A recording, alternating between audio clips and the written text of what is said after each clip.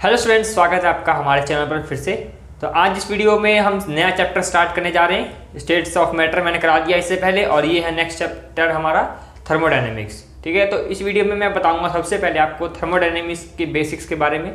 ठीक है, और इसमें हम कंप्लीट करेंगे सिस्टम क्या है और कौन कौन से सिस्टम कितने टाइप्स के होते हैं वो इसमें बताऊँगा आपको। तो देखो, सबसे पहले थर्मोडायनेमिक्स का मतलब क्या है, इसकी डेफिनेशन देख लो। It is the branch of science which deals with various types of energy and quantitative relationship between them. कि थर्मोडायनेमिक्स का मतलब क्या है कि एक तरह की क्या है, ये साइंस की ब्रांच है या केमिस्ट्री की ब्रांच है, कह सकते हो।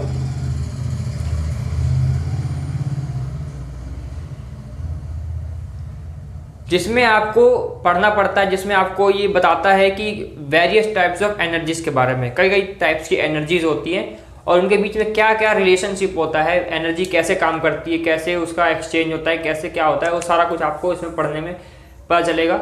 और इनके बीच में क्या रिलेशनशिप होता है, तो वो सारा इसमें आपको पता चलता है।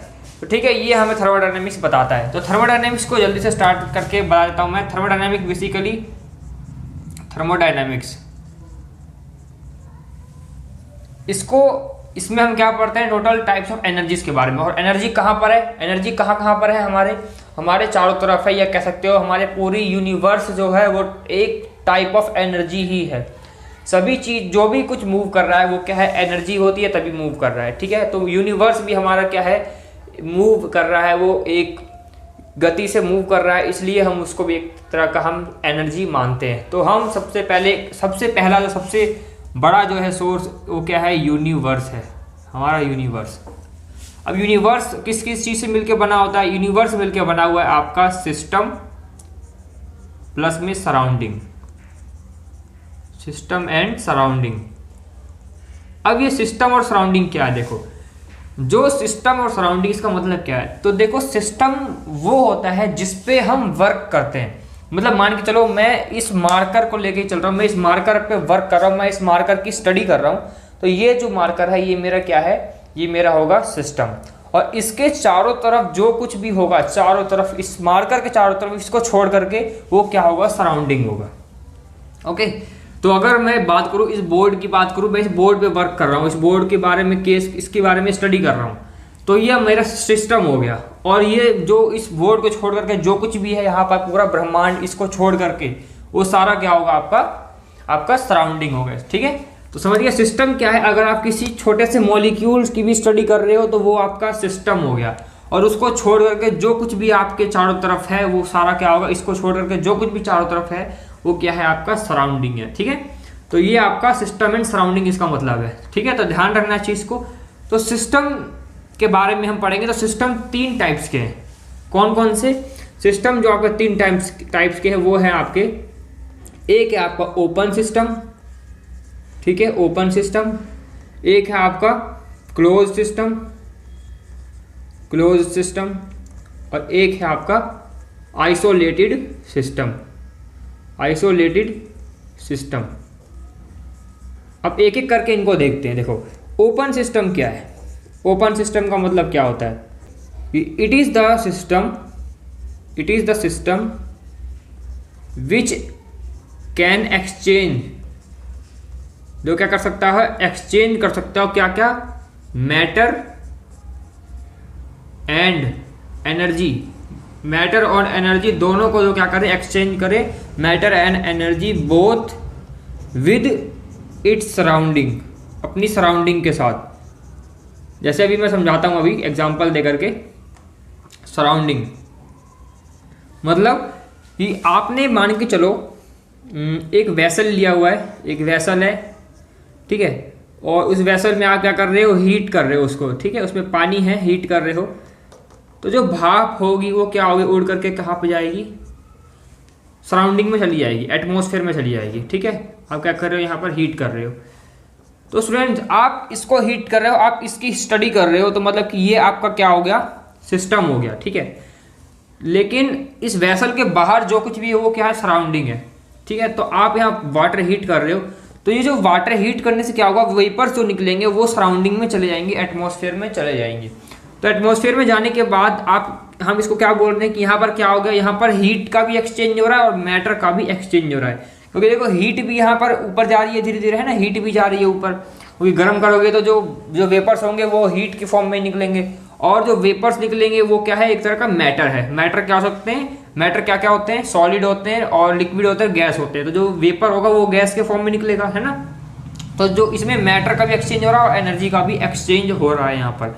तो इसलिए जिस सिस्टम में मैटर और एनर्जी दोनों का एक्सचेंज होता है उसको क्या बोलते हैं, हम ओपन सिस्टम बोलते हैं। देखो ओपन है, खुला हुआ है, ये हीट भी इसमें से ऊपर जा रही है और साथ साथ ही इसमें से वाटर के वेपर्स भी इसमें निकलते जा रहे हैं, तो दोनों का एक्सचेंज हो रहा है इसमें, ठीक है। नेक्स्ट है इसका क्लोज सिस्टम। तो क्लोज सिस्टम में क्या लिखोगे आप, क्लोज सिस्टम में आप यहाँ पे इतना चेंज कर सकते हो, क्लोज सिस्टम कि it is a system which can exchange, जिसमें क्या हो, क्लोज सिस्टम में अब वो बंद हो जाएगा ऊपर से।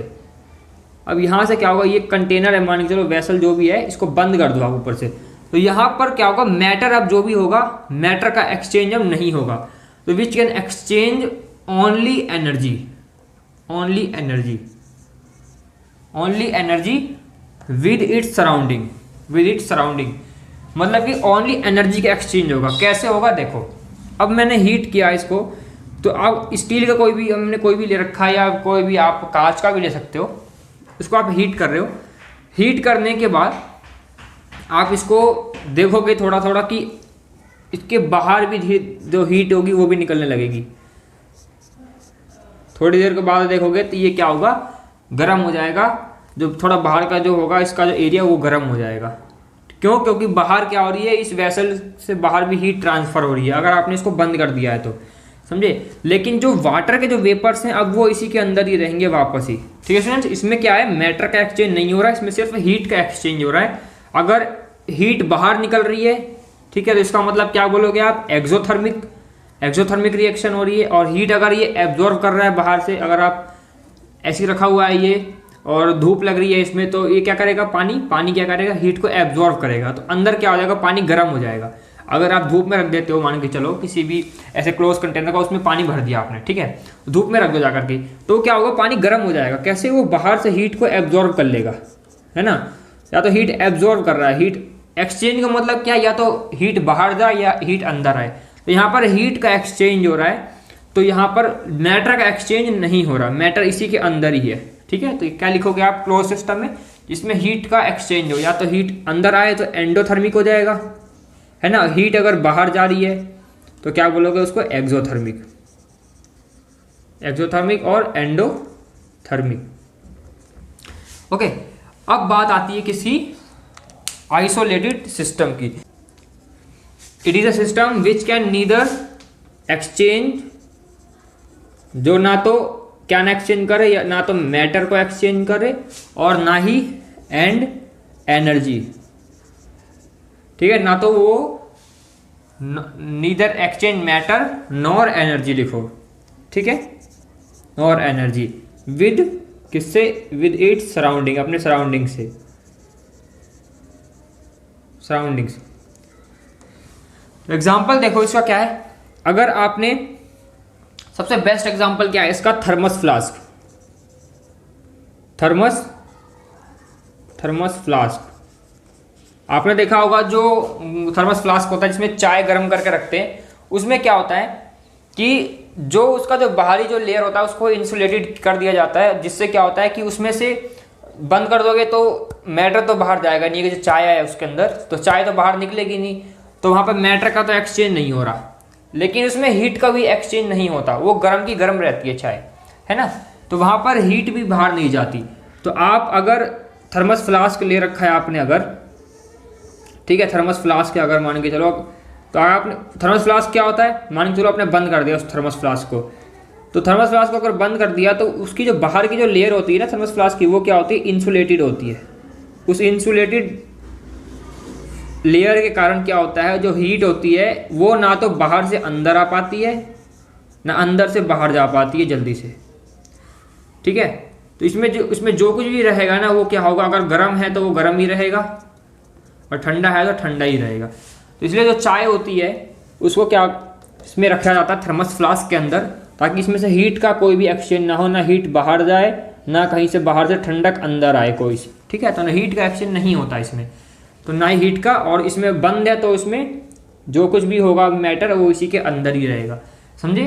तो क्लोज सिस्टम और आइसोलेटेड को समझ गए ना। क्लोज सिस्टम में क्या होता है, मैटर तो अंदर ही रहेगा लेकिन एनर्जी का ट्रांसफर हो जाता है, क्योंकि वो स्टील का भी हो सकता है, वो कांच का भी हो सकता है, तो उसमें एनर्जी का ट्रांसफर हो जाता है। लेकिन आइसोलेटेड सिस्टम में यहाँ पर क्या हो जाता है, ये इंसुलेटेड कर दिया जाता है, ये इंसुलेटेड लेयर होती है यहाँ पर, उसकी लेयर हो जाती है यहाँ पर इंसुलेटेड लेयर।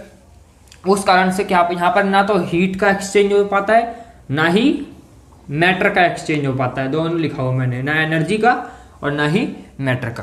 ठीक है, तो ये आपका क्या था, सिस्टम था पूरा। तो स्टूडेंट्स आई होप आपको ये वीडियो समझ में आई होगी, और समझ में आई है तो ये वीडियो क्या करें आप लाइक करिए और सब्सक्राइब करिए चैनल को, ताकि आगे मैं इसके नेक्स्ट पार्ट अपलोड करूंगा तो आपको उसका नोटिफिकेशन मिल जाएगा। और इस वीडियो को देखने के लिए धन्यवाद और पढ़ते रहिए, थैंक यू।